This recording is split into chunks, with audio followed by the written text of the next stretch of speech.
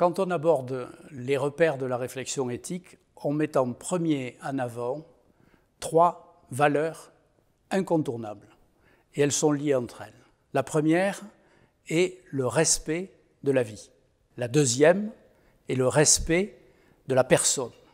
Ce mot de personne est capital dans la réflexion éthique. C'est à la personne que l'on s'adresse quand on fait une réflexion éthique. Et la troisième s'appelle le respect de la dignité humaine. Elle est liée à la précédente.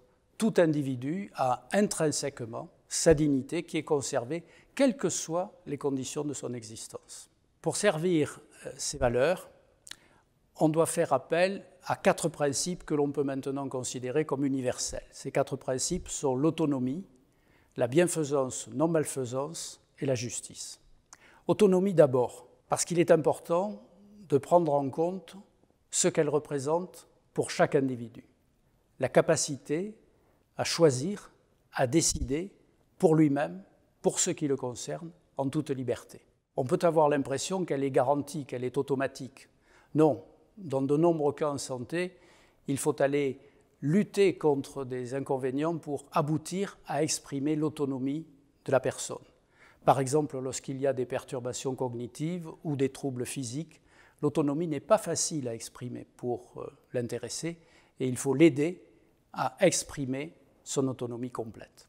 Le deuxième est un couple. C'est le couple bienfaisance, non-malfaisance. Bienfaisance paraît une évidence en matière de santé, puisque c'est l'objectif de produire le bien-être pour autrui.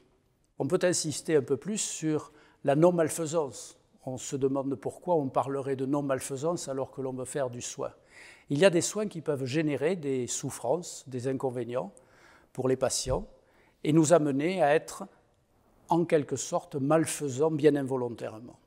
Donc la bienfaisance et la non-malfaisance se superposent parfois et créent des dilemmes, des tensions éthiques. On doit en tout cas toujours rester fidèle au principe de base de notre métier qui est primum non nocere, en premier, ne pas nuire. Et le dernier principe est celui de la justice. Justice pris ici au sens non pas juridique, mais au sens d'équité, à savoir chercher à répartir les ressources au mieux des besoins de chacun. Dans un esprit qu'en France on pourrait traduire par solidarité, fraternité, qui font partie de notre devise, que l'on a assez de confort à mettre en place par l'organisation de notre système de santé qui garantit l'équité et l'accès à tous à des soins de bonne qualité, mais il n'en est pas de même dans tous les pays du monde. Dans le cas qui a été présenté en exemple, le principe de justice pourrait être remis en cause. Est-ce que les moyens dont dispose ce couple justifient qu'on accorde un crédit à sa demande, alors que pour d'autres personnes qui n'en auraient pas les moyens, on le leur refuserait?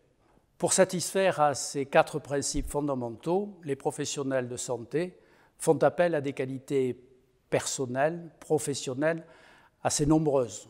Je citerai en premier la compétence, c'est évident, mais il y a aussi la nécessité de probité, d'intégrité, dont on parle beaucoup, en particulier en matière de recherche.